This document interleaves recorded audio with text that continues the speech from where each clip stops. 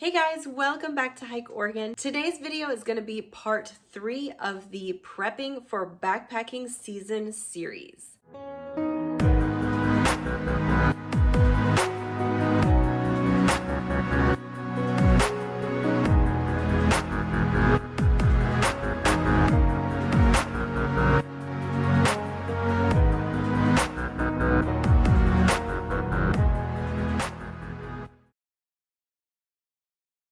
If you are new here, welcome to the Hike Oregon family. I make hiking and backpacking vlogs as well as gear reviews and just general tips and tricks videos to help you become a more confident hiker and backpacker. If you enjoy content like that, click that red subscribe button and the notification bell so that you are notified every time I make a new video. And if you want more content from me, you can support me over on Patreon, where for as little as just $1, you get extra content each month. Okay, so if you have not watched part 1 and 2, they are linked down below. Go ahead and watch those. In part 1, we just pulled our gear out of storage, made sure we had everything. Part 2, we shopped for extra gear, and I talked about packing food. And in this video, part 3, we are going to pack our backpacks. Is the cat coming backpacking? I'm not sure she would want to be packed in the backpack, but she's helping. So I've laid all of my stuff out here in my office. I like laying it out like this because it gives a nice overview of, do I have everything? Even though I went over that in a previous video and I made sure I had everything, it is nice to see it kind of all laid out. Make sure you got everything that you need. And now I will pack it in my backpack. Okay, so I have my Osprey Aura AG65 liter. I don't have the brain on top. I never have the brain on since I got it. Basically, I used it for one trip, and then since then I have taken the brain off. I don't need the extra space. This is such a spacious backpack. It's just not necessary for me to have that extra space, and it saves, I think, like almost 11 ounces of weight. So that's great. So yeah, it is empty currently, and I'm going to fill it with all of my stuff. I have had this backpack for years and years and years. I highly recommend. It is a little bit on the heavier side. However, since my back surgery, I have yet to go backpacking. So I'm taking this guy because it has just a little bit more padding and support on the back. Once I figure out that it's not a problem and I can carry the weight and then sleep on the thermarest and all of that, once I figure that out, then I can try a trip with my lighter weight backpack, my Outdoor Vitals Shadow Light. It's like 3 pounds lighter.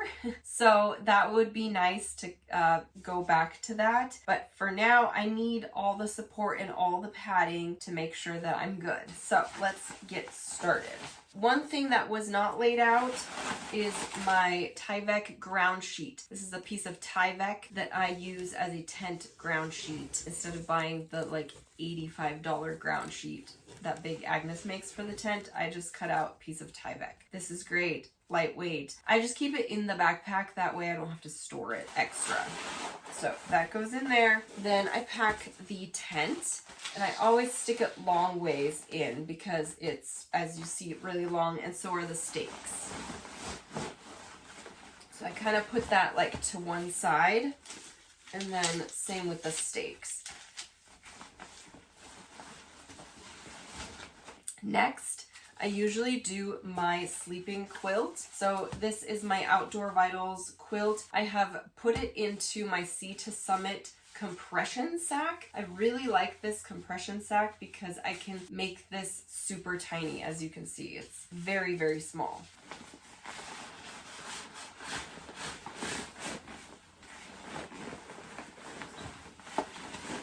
So that kind of takes up a lot of the bottom room. As you can see, it's filling out. The thermarest is also really small, so I'm just going to stuff that in one of the gaps that has been made by the roundness of the tent and the sleeping quilt.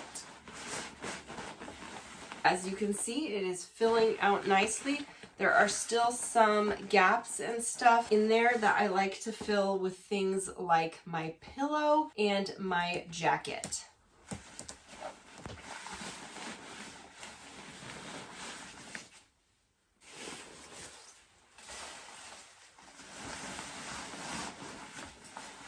Next, I have my clothing bag that I'm gonna put in here, and my little ditty bag full of like electronics and cords and stuff like that.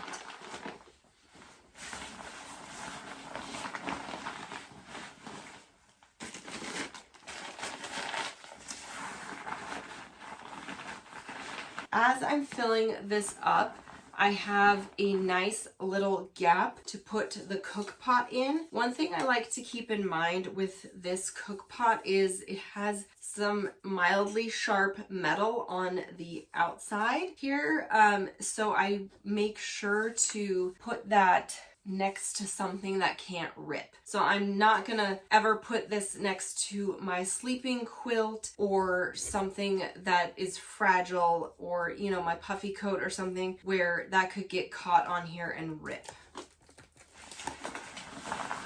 Last but not least, on the inside, I'm going to put my food bag. So this has everything in it that I showed you last time as far as food goes, and it will also have like various trash bags. So I take a couple of gallon Ziploc bags usually for trash bags, whether that be like toiletry trash or food trash. And this bag usually just sits right on top of everything else because this I need handy, right? Whatever snacks I need for the day, I usually keep in my hip belt pockets, but if it's right on top, I have easy access.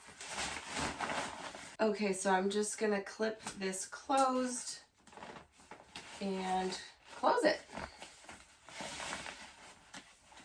So the inside is done. Now we focus on the outside pockets. As you can see, this backpack has two of these big side pockets as well as this big stretchy mesh pocket. So that's where everything else is gonna go. I keep my toiletries / first aid kit in one of these pockets because I would like easy and quick access to this as well. And in that pocket, I also keep my DEET lotion and my toiletries kit as well.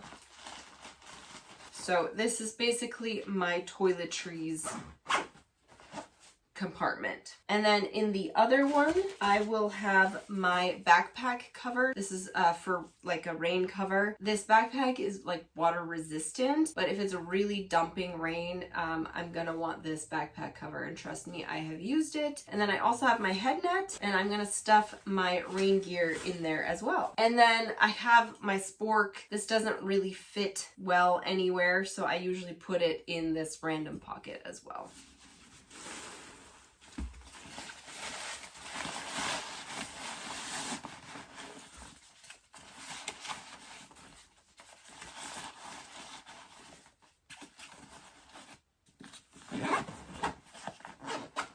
And then last but not least, I have my water filter. I usually put that in the mesh pocket up front. It's in a bag, but it, you know, it gets wet and stuff. So I like to have it not next to anything else that can get wet. And then my camp shoes go up front as well. And then whatever trash bag I have full of trash also goes up front.